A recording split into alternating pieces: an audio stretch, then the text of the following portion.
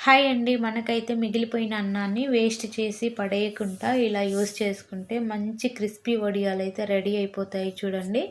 ఈ అన్నం అంతా మనము విడగొట్టుకొని పక్కన పెట్టుకోవాలి.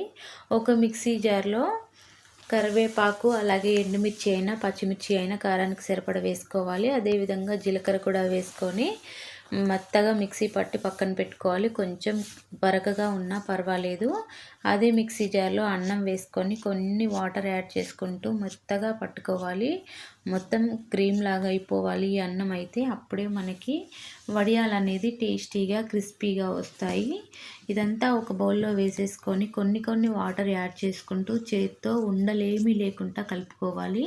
చేత్తో అయినా, విస్కర్‌తో అయినా, స్పూన్‌తో అయినా, దేనితో అయినా సరే బాగా మిక్స్ చేసుకోవాలి. ఒక 10-15 నిమిషాలైనా కలుపుకోవాలి.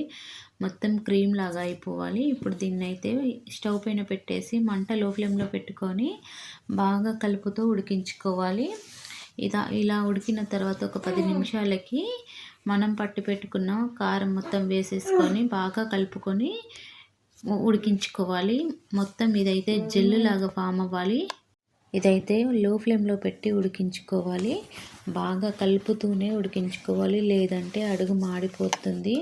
మనకి వడియాలనేది కలర్ మారిపోతాయి కాబట్టి దగ్గర ఉండి కలుపుకుంటూ ఉడికించుకోవాలి. ఇదంతా బాగా కలిసే విధంగా కలుపుకోవాలి. లేదంటే కారం అక్కడక్కడ ఉండిపోతుంది.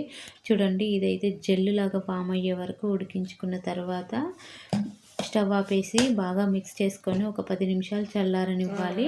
ఇలా చల్లారిన మిశ్రమాన్ని ఎండలో కానీ, నీడలో కానీ ఒక కాటన్ క్లాత్ తీసుకొని వేసుకోవాలి. క్లాత్ అయితే మంచిగా ఉతుక్కొని దారాలు ఏమీ లేనిది సెలెక్ట్ చేసుకోవాలి.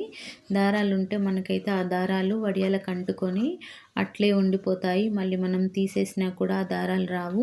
చూడండి, వీటినైతే ఎండలో బాగా ఆరబెట్టుకోవాలి. మనకి ఎంత ఎక్కువగా ఆరితే అంత ఎక్కువ రోజులు నిల్వ ఉంటాయి. నాకైతే 2 రోజులు పట్టింది ఆరటానికి. ఇప్పుడు నేనైతే ఆయిల్‌లో డీప్ ఫ్రై చేస్తున్నాను. ఆయిల్ కూడా చాలా తక్కువగా పడుతుంది. టేస్టీగా ఉంటుంది. ట్రై చేయండి ఒక్కసారి.